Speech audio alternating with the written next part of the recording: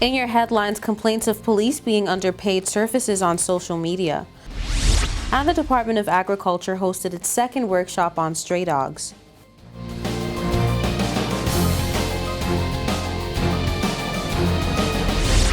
From the PTV Broadcasting Headquarters in Providenciales, your #1 source for news, I'm Erica Pinales, delivering the latest from across the country this Wednesday, May 4th, 2022, right to your door. Newswatch starts now.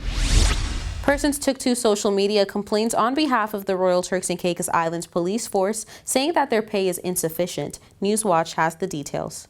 Just a few hours ago, persons took complaints of the police force being underpaid to social media, and although we haven't seen nor gathered anything from the police force confirming this, the online post labeled as breaking news is seemingly gaining lots of attention.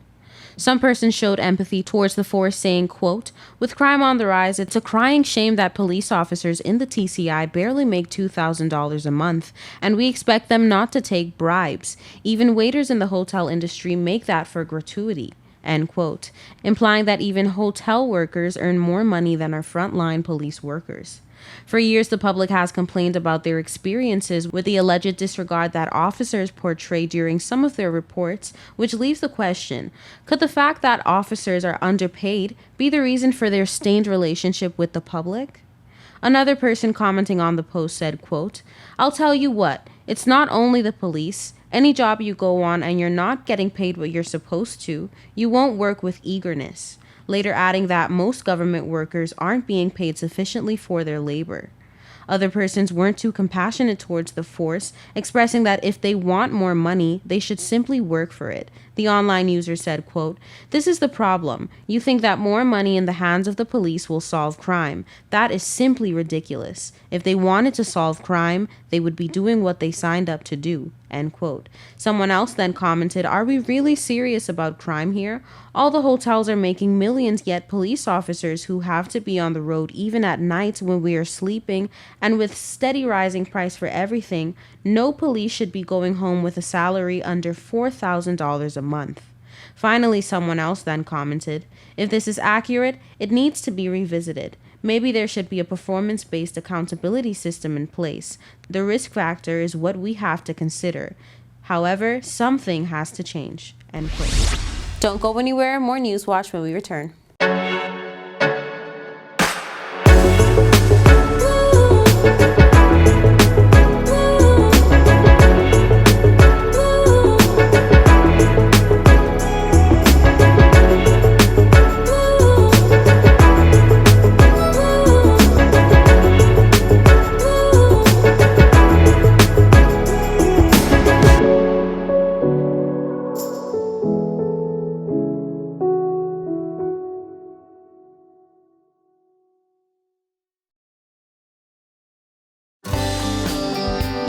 This is a reminder that all PTV service accounts are due on the first day of each month. Accounts should be brought up to date by the 28th of the month to avoid disruption in service. Payments may be made on our office at Stubbs Diamond Plaza, Providenciales, Mides Plaza, North Caicos, and Airport Road in South Caicos. Payments may also be made online using Scotiabank, CIBC First Caribbean Bank, and Royal Bank of Canada. Please allow 3 business days for online payments to be processed. We thank you for your cooperation.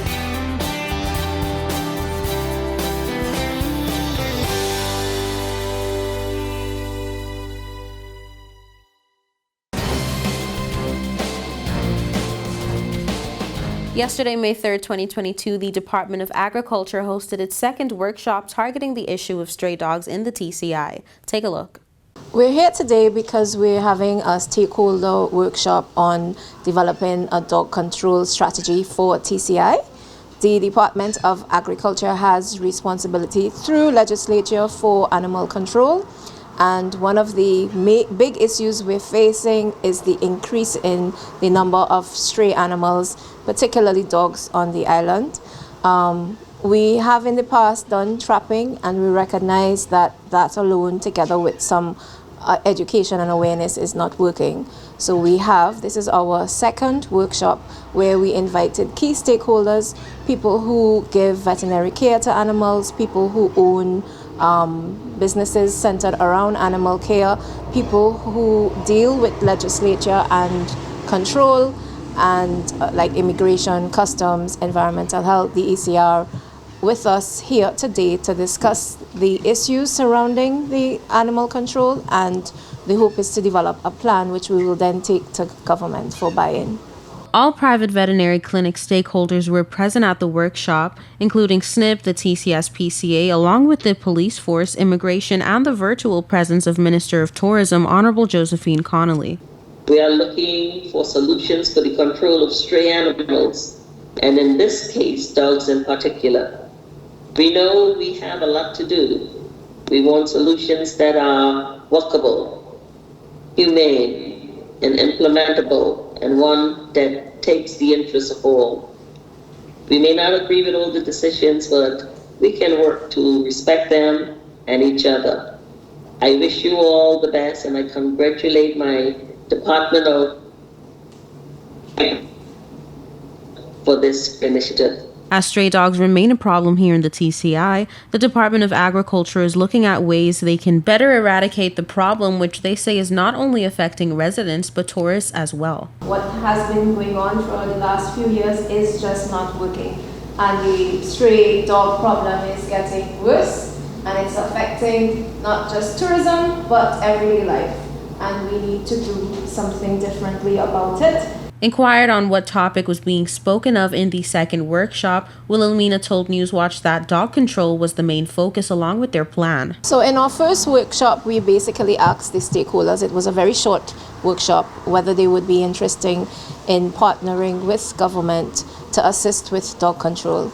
They expressed yes, and they had some very good ideas on how the matter can be addressed. So we decided, and they agreed that they would give us their time. They're very busy people, so they agreed that they would give us 1 day of their time where we could trash out these ideas a little bit further. And the hope is when we do the strategy, what are we going to do is develop a cabinet paper and take it to government and ask government to now adopt this strategy for dog control. Kissan Singh expressed feelings of gratitude for the partnership being formed with the private stakeholders who were just as passionate about this issue and animals as the Department of Agriculture. I'm actually really happy that the private sector has expressed so much interest in wanting to be involved, and the fact that we have persons in the room who live on island for over 30-something years and have been assisting with animal care and control, and they have valuable information which we can tap into, and they are willing to share, and this makes me very excited.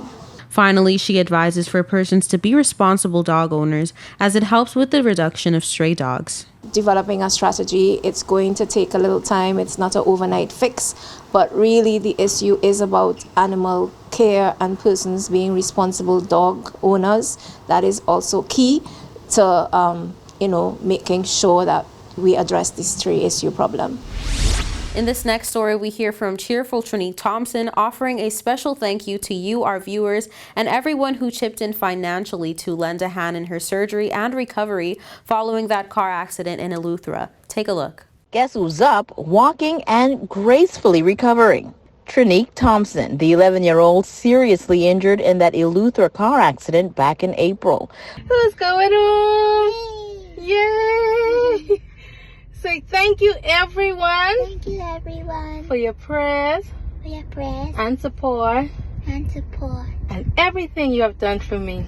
and everything you have done for me. I'm going home. I'm going home. Yeah! Little Trinique's mother, Garnick Thompson, says she wanted to send a heartfelt thank you to PTV, her father, and everyone who helped. She says the TCI really showed up for her daughter, and she and her family are sincerely grateful that although TCI is her second home and she no longer resides here, the country still supported her wholeheartedly. Trinique has therapy every day to begin to rebuild the muscle and strength in her thigh after injuries from that accident broke her thigh bone.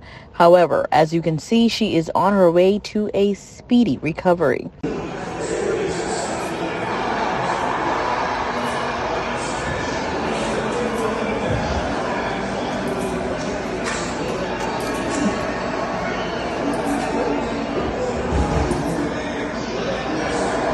The funds raised were able to cover pre- and post-surgery care, purchase a wheelchair, crutches, as well as therapy sessions to aid in her recovery. Trinique is now at home and recovering nicely. Don't touch that remote. We'll be right back. Coming up next is your sports authority and weather forecast. This is a reminder that all PTV service accounts are due on the first day of each month. Accounts should be brought up to date by the 28th of the month to avoid disruption in service. Payments may be made on our office at Stubbs Diamond Plaza, Providenciales, Mides Plaza, North Caicos, and Airport Road in South Caicos. Payments may also be made online using Scotiabank, CIBC First Caribbean Bank, and Royal Bank of Canada. Please allow 3 business days for online payments to be processed. We thank you for your cooperation.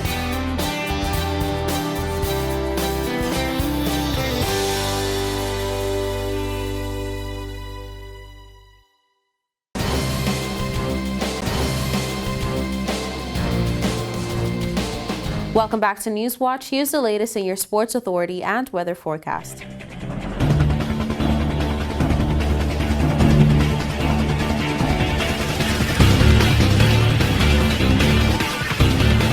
Last week, football returned to the academy with a bang after a 3-week hiatus.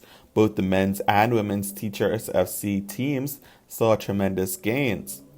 April 23rd saw the Teachers FC women best the SWA Sharks with an 8-3 win. Players Ravens scored 5 goals, Olivia 2 and Sanaya 1.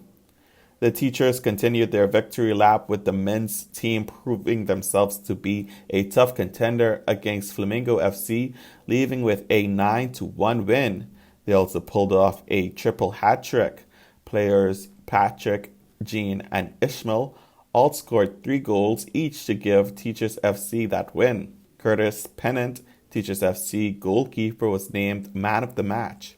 Over the weekend, we saw the inter-round knockout cup semifinals. On Saturday, April 30th at 7 p.m., Beaches went up against SWA Sharks. Then on Sunday, May 1st at 7 p.m., the Teachers faced off with Blue Hills. On Sunday, it was Blue Hills who emerged with a 3-2 win against Teachers FC. Man of the match was Rodney Etienne of Blue Hills. Then on Saturday, the SWA Sharks took home a 5-1 win against Beaches FC. Jeff Belger of the SWA Sharks was named man of the match. For your Sports Authority, I'm Alik Harvey. Here's your weather forecast for May 5th, 2022. For the nation's capital, Grand Turk, on Thursday, intervals of clouds and sunshine, high 81, low 76, winds east-southeast at 15 to 25 miles per hour. For South Caicos, partly cloudy skies, high 81, low 76, winds east-southeast at 15 to 25 miles per hour.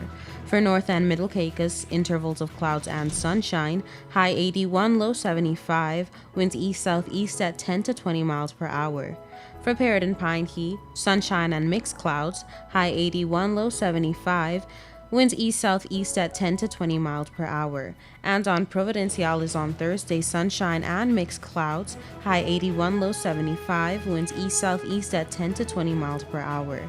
Now for your sunrise and sunset. Sunrise 6:16 a.m., sunset 7:17 p.m., and for your high tides and low tides, high tides 11:31 a.m., 11:49 p.m., and low tides 5:36 a.m., 5:22 p.m. And that's it for your weather forecast. We'll be right back with more Newswatch.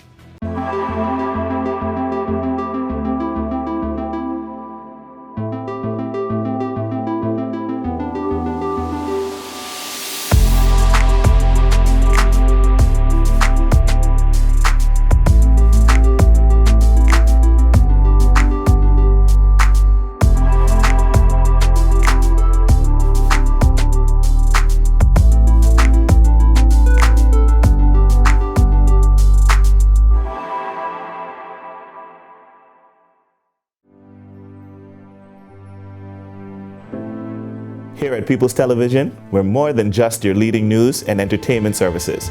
We are spreading the gospel.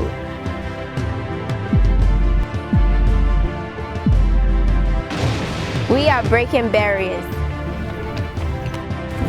We are preserving the culture. Each one, teach one.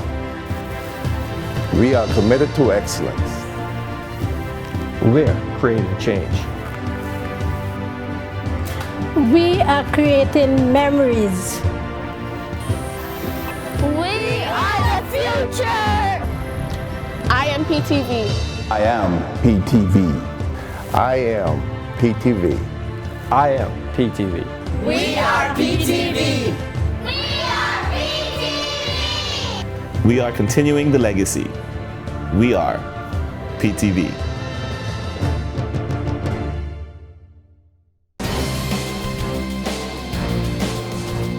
Here's another story that made this edition of Newswatch.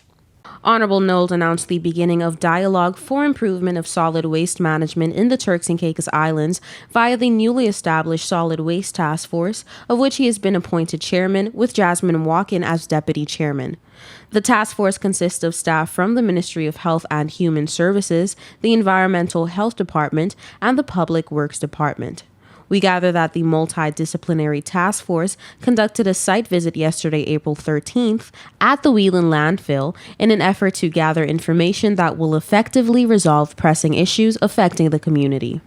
In order to determine the best immediate course of action to address the ongoing solid waste situation, the team analyzed the condition of the site and explored the best ways of confronting existing problems at the site.